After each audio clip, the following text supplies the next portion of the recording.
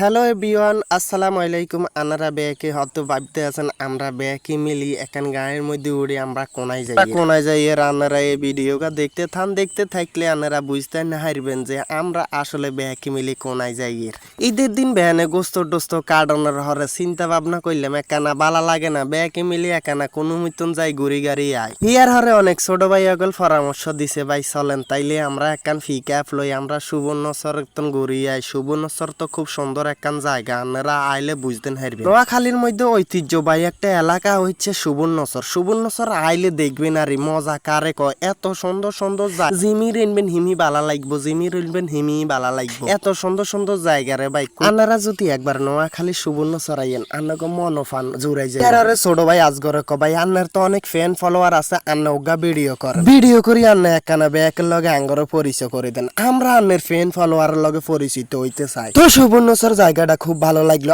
আজকের মতো বিদায় নিতেছি এখান থেকে। আসসালামু আলাইকুম।